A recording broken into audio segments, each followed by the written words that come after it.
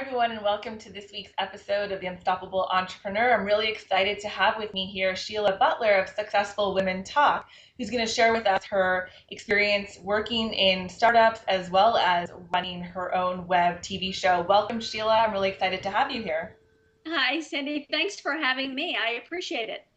My pleasure. So, why don't you go right ahead and tell us a little bit about your background? Sure. So I really kind of have a different background. I spent the early part of my career in healthcare, and then I decided I needed to diversify my background a bit. So I went to get an MBA, went to business school. And in business school, I actually met who would be my future business partner. And we started a business in the furniture wholesale and decor business, which had nothing to do with the medical field. So that's always kind of interesting. But I knew I wanted to be in business. I was good with logistics, operation management, customer service. So he was good with design. So it was a really nice fit. So I spent about 7 years with that company. The name of that company was Aiden Gray Home. We built it from basically nothing to probably about a $6-7 million business when I left there. The partnership kind of, it was time to part ways. And so I did that about two and a half years ago. And about the same time, I've adopted two kiddos. So I have two toddlers at home. And so I just had a little bit of a life change. And at that time, I launched a children's line, hence because I have kiddos now. The name of that company is Me Giant. And that company is in the process of really expanding and growing here pretty soon as well. And I've, in my free time, launched a web TV show called Successful Women Talk. And the whole purpose in launching that show was that, I didn't really have a mentor when I started out in business. I was always somewhat entrepreneurial, but what I found is if you Google successful entrepreneur, it's usually going to be a man that pops up. And I don't have a problem with that, except for the fact that there are so many successful women out there doing amazing things that I don't feel they're highlighted enough. So I wanted to highlight some of those successful women, show how they've gotten down that path to maybe inspire and help other women out there. That's So that's a little bit about me. That's amazing, and it's funny that you should say with all that going on that you still had that spare time to launch that web show and take that on in addition to having two toddlers as well as your business that you're running for the Me Giant business. So you touched upon a really interesting point there when you say that there's not enough mentors or you wanted to look for women mentors. Why do you think that's really important early on for someone who's just starting out? I think it's important because there's no reason to reinvent the wheel, right? So someone out there has already done it. And if you can learn something by them, even if it's just little bitty tips or tricks that can make you maybe not have to jump so many hurdles, I just think it's beneficial. And, I truly believe in you can spend a year trying to learn something, or you can spend a short period of time learning how someone did something and then apply that. And it just makes your learning process less painful and much quicker. Definitely. And you mentioned that, I've been digging through your website as I was looking through this, and that the people that you work with, they're really impressed with your style and they're just like, how do you do this? And you kind of said something that really stuck with me, that you had this like, no BS secret sauce that really had to do with putting processes and systems in place. And, can you speak a little bit to that? Sure. As I mentioned earlier, I was in the healthcare for a long time. And if you think about the body in general, it's a system that everything has to be in balance for the body to operate and function properly. And large corporations are that way as well. I mean, we expect large corporations to have systems in place for everything that you do so that it runs smoothly. Well, what I find when I do some consulting with smaller businesses and in the businesses that I've started is that if you put processes in place, even if it's just simple processes, it will make that whole process of your business grow much faster. So even when I started Aiden Gray Home, my first company, when it was just myself and my business partner, I read the E-Myth. I think it was E-Myth back then. It's now E-Myth Revisited, I think. But I read the E-Myth and I started putting systems in place when it was just me in customer service because I knew that I would bring someone on and I wanted them to do it the same way that I did. And so we had a process in place for the way we answered the phone, the way we responded to emails, the way we handled customer issues. And we handled them that same way every time, and every employee handled them the same way. For instance, like we had a policy that when the phone would ring, even if you were busy, we didn't allow it to ring more than 3 times before someone picked it up. And then you didn't pass that customer from person to person to person. You answered their issue and you took care of them, because it only frustrates people. So I just, little systems like that make a huge difference in your business. Plus, as a business owner, if you become the technician and you're doing all the work instead of working on your business, you're never going to be able to grow and have that freedom that we all, really want as being Right, and I business think you owners. refer to that very nicely as the chief keeper upper on your website. And just going back to your reference to the E-Myth Revisited, I think that's one of the things as well, is that we have this tendency to work so much like in and like and doing the little details, that if you're not there one day, let's say, something comes up, everything kind of falls apart because you can't quickly hand it off to someone because you haven't put those systems in place. Absolutely. I agree And I think 100%. also another point that you just spoke to is that, some of us don't have this, big vision of growing beyond, maybe ourselves and having like eventually a VA, but it's exactly that, where you don't want to spend all your time doing every little nitty gritty detail, and you may eventually want to have something that you can hand off to someone, and starting it at that point is a lot harder than if you had started it from day one. Absolutely. And like when I read the E-Myth a long time ago, I think it said something about set up your business, know what your vision is. And so now I consider it, when I consult people, I say, you need to have a 3-year vision of what you want, a picture of what you want your company to be. And everything that you do today is getting you to that picture. So almost the same thing with the E-Myth. Their theory was set your company up as if it's going to be a Mhm. franchise, and you needed to make 10 of what you are today. So you have to have those systems in place for everyone to do it the same way and for them to function Right. well. Now, so say someone who is a solopreneur, what would be some of those systems that you could start with from day one? They may already have a business set up and may already be consulting clients, but what are some of the key things that you would recommend to not avoid early on? I think big things are, first of all, we all get really, really bogged down with the little things, checking your emails and all those things. Maybe it's that you don't check your emails first thing in the morning. You actually come up with a list of your top 5 things to do that day, and you do those things. But as far as systems, I would say that every time we set up all of our emails the same way, we responded the same way. We did templates for, like, let's say that you have a question that you get commonly from your customers. We would set up templates for those. And being in the home furniture and decor business, we had certain things that, like, if a customer were going to apply for an account to become one of our customers, there were certain things that they had to fill out every time. So instead of collecting that stuff every single time, we set up a system. We had a template email. We had the brochures and packages already set up ahead of time. And we had a checklist of those things. Have I done everything for that customer, so that we didn't skip things? So, and I'm not talking about huge things, just little things that can make your day a little bit easier. Definitely. It all sounds like stuff that just let you streamline and smooth things over, so that, the first time you're doing it for one customer, whether it's, an SEO audit or keyword research, you may not know, you may not have that template in mind, but do it 1 or 2 or 3 times, you realize that, okay, I'm doing step one, step two, step three, and then the final delivery is going to have this. I just need to have things in place so that if you do want to hand it off and grow and add another second person or eventually outsource, you're not telling the person each time. Yeah, absolutely. And a good example of this is that I do not have a VA for my business right now, but I when I do a new show for Successful Women Talk, I have a template for my post. So the template's already set up. So instead of me recreating the post every time, they look the same every single time. So I have a template set up, and I go in there and add the copy that needs to be added based on what I've done, and then I publish that. So I've got that template. So I can consider that a system. Mhm. And I know the way I'm going to do that every time. And then I know that I'm going to publish that on Stumble Upon. I'm going to put that on Twitter, Facebook, and I'm going to put it on YouTube.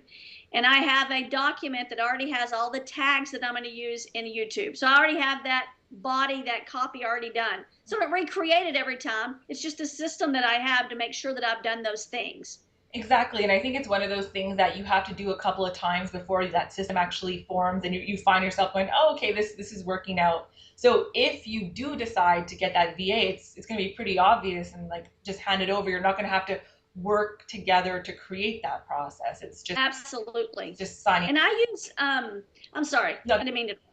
I use screen sharing software a lot. So I use like ScreenFlow. So when I am training an employee or I have somebody that's helping me with something, I had a VA before. When that VA was helping me with something, I would just do a screenshot, ScreenFlow, what I was doing, do a video, send that over. And that's so much easier than trying to type in an email and explain everything. I can easily show it. So I think that's an easy thing for business owners to use as well. And having a picture of something sometimes makes a big difference versus just text. Oh, definitely. And again, it's you're not reinventing the wheel every single time. If there's turnover, you basically already have that content. Don't have to necessarily dig through all your emails because you can easily store that somewhere, or even post it on a protected page on a website and just have them log in there. So, yeah, those are definitely great tips. Kind of just switching back to your successful woman talk, I just kind of wanted to also get your idea of, now that you're interviewing a lot of these successful women like yourself as well. What are some of the common characteristics that you're noticing or that you've seen repeat themselves? That's a terrific question. It is funny because you do see recurring themes. Biggest one that I see is women are afraid to ask for help. So, I did a recent interview with Suzanne Duray, and she did a really great interview on talking about not being afraid to ask. Hmm. And she asked Tony Robbins to do the forward in her book, and she didn't even know him, and he did. So, being unafraid to ask, and so I think that's important.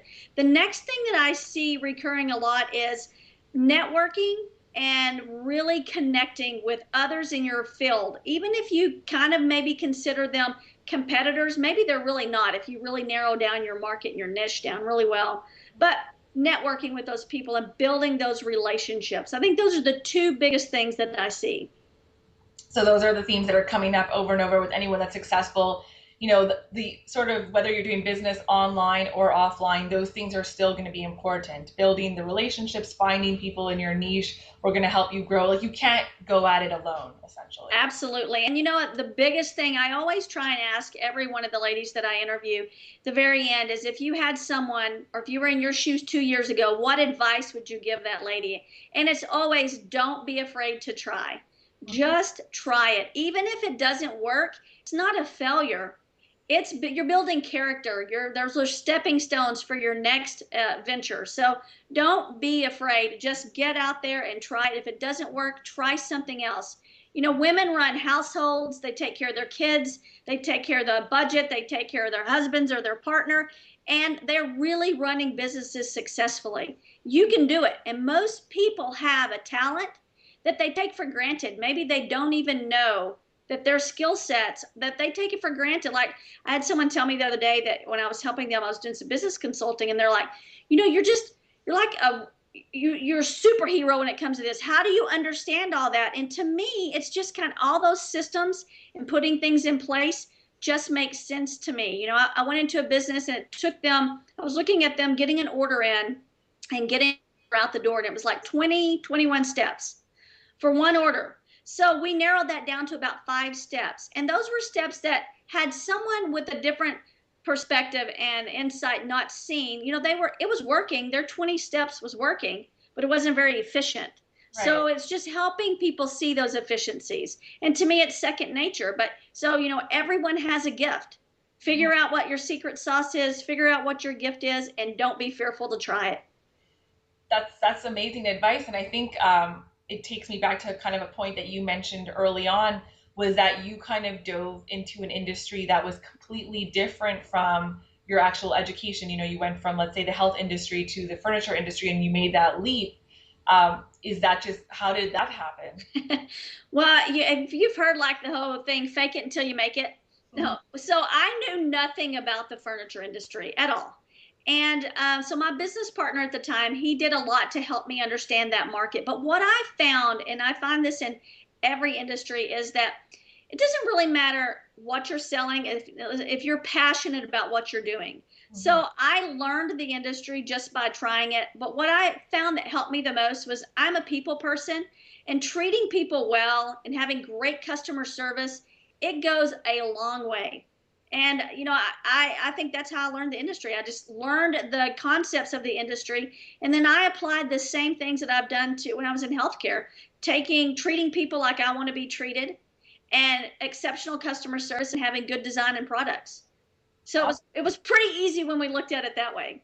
Right, and it sounds like, even the interview I was just listening to earlier, I believe it was the one with Suzanne, who the art of asking, and she kind of had the same attitude where, there is no real idea of failure, and you kind of mentioned what you just mentioned as well, was that, it builds character, and you don't really look at it as something, failure, but trying and building your experience. So I think that's really a great way to look at things as well. I agree, because we can look at things of going, maybe you didn't succeed to where you thought you were going to, but you probably learned so much in getting there that that's not a failure. It really is a success if you look at it that way. But I'm kind of a half glass full kind of person. Well, I think also the key, like one of my philosophies is that, you just have to get in there and start. You may have this big idea, but you need to kind of whittle it down and start with the core because you can build on it. If you wait too long for it to be perfect, the time may pass, the technology may change. And I think that was also in the interview, I forget the woman's name, she was talking about LinkedIn and how she came from an education background and now she had kind of dived into technology, and that she wanted to basically, get in there and do it and start teaching people. Or maybe I'm also thinking about the other interviews. I've listened to so many of yours, um, sort of computers for seniors. Yes, I believe she was in the technology industry, and she was saying that how when you're in it, it's going so fast, but the actual people that she started serving, they're still trying to keep up. And if she had waited to visit her, like act on her idea, it changes again. So like she just got in there and started to do it. absolutely. And I think that's important for people thinking about starting a business, that you may have a vision of what your business is going to be, and you need that vision. You need to know what your puzzle or your picture is going to look like 3 years out. And I agree with that. But you also have to be able to make changes as you go along, because you're gonna hit some roadblocks, and you're gonna hit some Y's in the road, and you have to choose, am I going to go left or right? And you don't know which one is going to be the best decision, but you just have to do it, and then be able to change course and correct if it's not right. That's the nice thing about a small business. If it's not working, fix it, and fix it quickly. And that's my whole non BS about business, is that it doesn't have to be complicated. If it's not working, figure out what works and change it. Yeah, no, I think that's sound advice, and it really will help anyone who's listening to this interview. And it's just kind of like, where do I start? What are these systems? But you've pretty much captured it very well, and that it's, anything that you do repeatedly, start documenting it, record that video. You may not be having someone to work with right now, but eventually if you do, or if it just helps you move faster through your day-to-day activities, because just like your video post, you're not every day going, okay, what keywords am I going to use? How am I supposed to design this page? It just helps you move faster through your daily tasks as well. Absolutely. So, anything else you'd like to share with us before we You finish? know, yeah, I think if I could give anybody advice, again, it's just to try it. Just try, it's really, especially if you're going in on the online world, it's not overly expensive to start something. And even if you start it and you go, well, that's not really where I want to be, because most of us don't know where we really want to be to start off with. Just try it. Change as you go along and move forward. Network as much as you can. A lot you can get. I learn a lot of things outside of my industry. We were talking before we started recording. I listen to a lot of podcasts, and I do that when I'm commuting or when I'm on the treadmill, or I listen to as much educational stuff as I can. But not only listening to that, but just applying those little things as you go along. Oh, I totally agree. I mean, I think those podcasts can be, very valuable. Even if it's just a little tidbit that you kind of hear and you're like, oh, you have that aha moment and you can put it into action. So it's one thing to listen, but you also have to be proactive about it and go, you know what, I'm going to do something about this, and not just be on that treadmill of ideas forever and never really break out of it, which I think some people kind of have that tendency to do. Yeah, because we want to be perfect. We're afraid. I was talking with someone the other day, and she's like, "Well, I have this show I want to start, and I have an idea." And she's already recording the shows, but my website isn't where I want it, so I'm going to wait a little while longer. And I said, "Listen, just put it up, because you can beat yourself to death over the little things on your website, the colors, where placement of this, placement of that. But just try it. Just change as you go along. Put it up there. I think if you listen to anybody that's really kind of what we consider famous right now, when they first started writing, their posts were probably terrible. When they first started doing video, those videos were probably terrible, but they're It, really good now.